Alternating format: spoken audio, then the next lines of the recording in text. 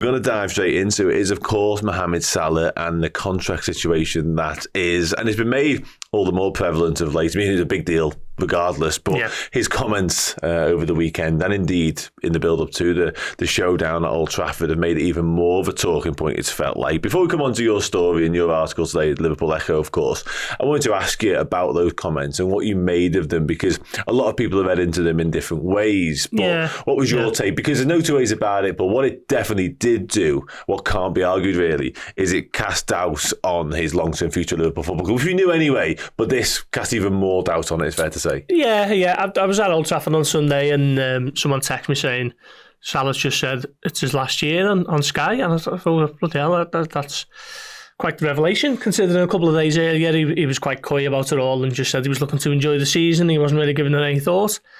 And then someone else messaged me about it saying, have you seen what Salah said? So I was in the mix zone waiting to speak to some of the players, forlornly as it emerged. No one come through. But as I was waiting, I watched the clip back with Daniel Sturridge, and I mean, it looks worse when you see it written down. I took it to mean, once I'd seen it sort of in context, speaking to Sturridge, that just a matter of fact, this is my last year, just because there's no contract on the table as it stands. So that was sort of my reading into it. And it was almost a little bit of a shot across the bows. I took it to mean, he's very pointed in what he says. He doesn't speak very often, Mo Salah, certainly unless it's, a rights holder and sort of almost obligatory, certainly after games. Now, more often than not, they want to speak to him because he's just been the star of the show. And I think that was the case after the Ipswich game and certainly after Sunday, wasn't it? And yeah, I just took it to mean him maybe put a little bit of pressure on the club, the serve across the court. It's in your court, on your court now. FSG, LFC, whoever it may be. But yeah, originally I was a bit shocked that it sounded as though he's being quite forthright in saying that he's going to leave. But once I'd watched it back in context with Daniel Sturridge chatting to a teammate, I think his guard came down a little bit more as a result of that. It just sounded like he was speaking matter-of-factly that he's only got a year left. No, absolutely. And I was with you, really. But I think it's hard not to be taken aback by such honesty, really, and just very candid. Yeah, this is my last season. And when you hear someone, as important as and has been so brilliant as that, it's hard not to be like, wow, okay, this is really happening. And I think the most sort of bemused I was from what he said was the fact he said the club hadn't spoken to him at this point. That was the bit I couldn't really get my head around, to be honest with you. But having said all of that, we move on now to your article today, what the Echo has learned about the Mohamed Salah contract situation. Now, the headline from it really, Paul, is that he's desperate to stay. So tell us what we know. Yeah, just obviously speaking to a number of people across since Sunday, really, trying to get to the bottom of what is happening with Mo Salah's contract. And yeah, he hasn't been offered a deal, like he said. I think Virgil van Dijk said he hasn't been offered a deal either after the Sevilla friendly.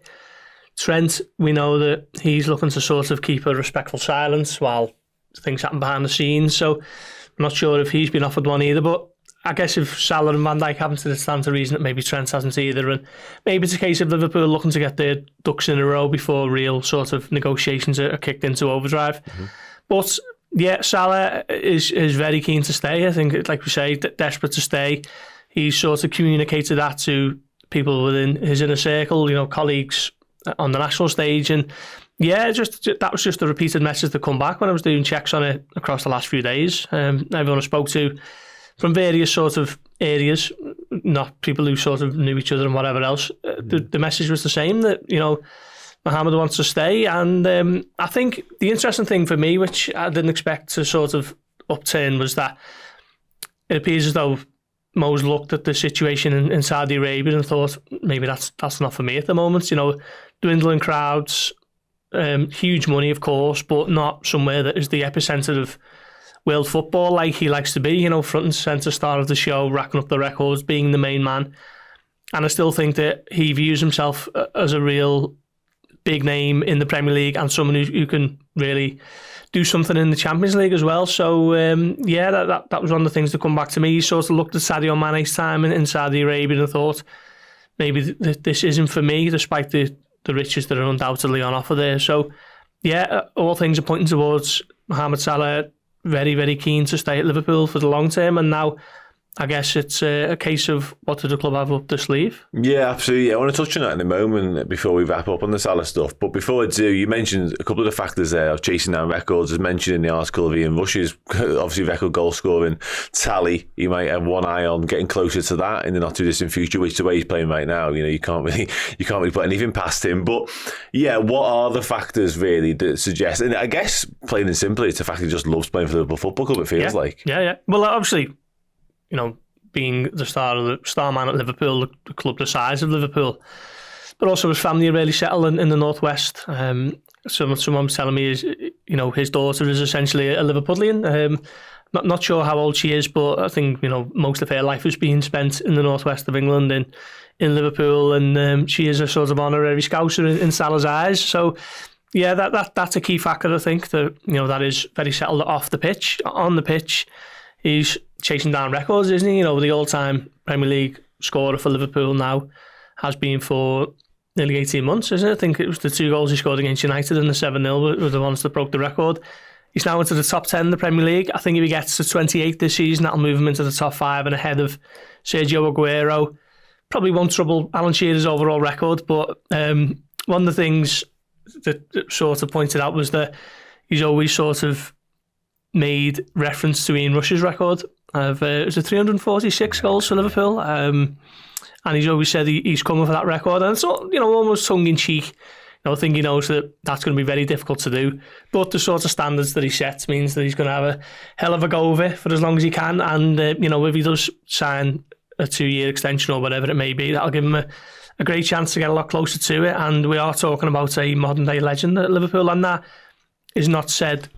Sometimes that word is used lightly, but this isn't now for me. I think, Jamie Carragher was speaking about where he actually ranks in the all-time greats of the Premier League on Sunday, and I think that's a really healthy debate to be had now because, what he's done since he joined Liverpool in 2017 has been remarkable. No, it definitely has. Yeah, he's right in amongst the upper echelons of these names that we're talking about without a shadow of a doubt. Yeah, he's proved it time and time again.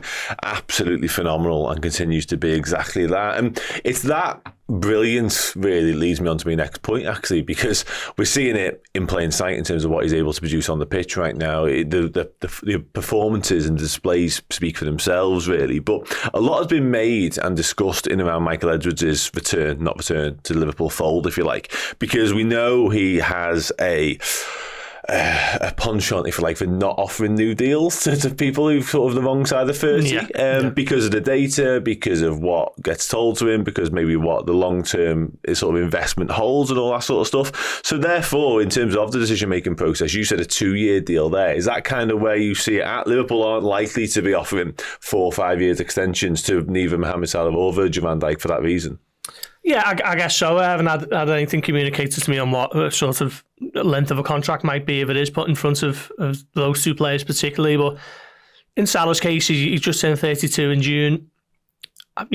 Conventional wisdom is that you don't produce your best football once you're around that age.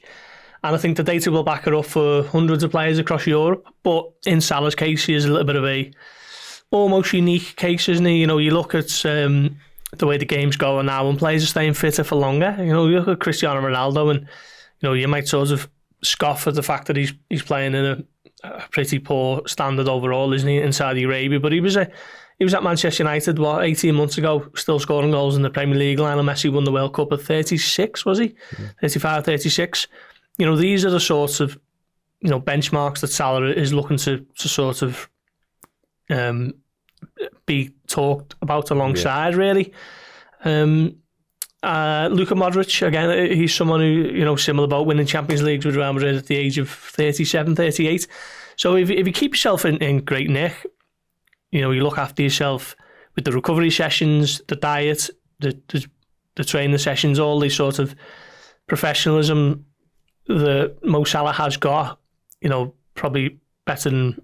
I reckon you could speak to Salah's teammates and they probably tell you he's the most dedicated professional they've probably ever worked with in terms of being focused on getting the absolute best out of himself at all times. And I think that was something he spoke about with Sky Sports last week. He spoke about reading loads of self-help books and loads of things on YouTube and stuff, like, dedicated to sort of self-improvement. And, he doesn't leave a stone unturned, really, whether it's physical or mental, in that, aim to be the absolute best.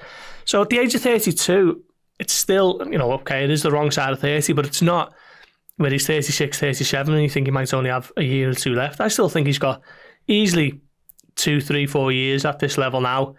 And, it'd be a massive shame if they weren't at Liverpool. No, absolutely, yeah, I share with that. I just think it's interesting how obviously Edwards' sort of track record and sort of the general consensus around Michael Edwards and contracts is that he doesn't like to do it. But like you say, I think Mo Salah's a completely different case altogether. And therefore, what happens next? Liverpool sit down with him, Richard Hughes gets him and his representatives around the table and starts thrashing out a deal, I guess. Yeah, I mean, it's interesting with this one because it's the biggest contract that Liverpool have ever handed out to someone, which was given, was it 2 years ago? Julian Ward flew over, didn't he? Led the delegation to Mykonos, I think, where Salah was on holiday.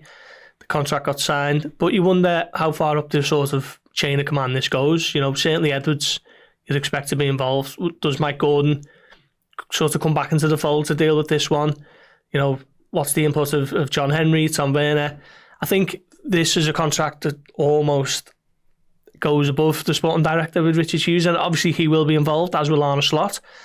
But I thought it was interesting. Slot got asked after the game on Sunday, and he basically just said, "I don't talk about contracts." And you'd expect him to play the straight bats, but I think it might be a little bit unfair putting the heat on him with those questions as well, because I think the way the game is run now, with all the executive level people involved, and the fact that Liverpool have had a totally restructured, football operations team in the last few months, I think it'd be unfair to expect Slot to be the one who is fronting up for those sorts of questions, particularly with Salah, when the sorts of figures you'd expect FSG to be very involved in the discussions. So it'll be a collaborative approach, I guess. But certainly, I think Liverpool are informed by the data on everything they do. I think Salah's data will be make for pleasant reading, shall we say? Yeah, definitely a bit of an outlier when it comes to numbers, I imagine. I think you're right, though. I think it will be fascinating to see who handles these contract negotiations. I mean, it'd be a massive feather in Richard Hughes' cap if he was front and centre and leading it and got it over the line, of course. But I think it might go a bit above his pay grade potentially.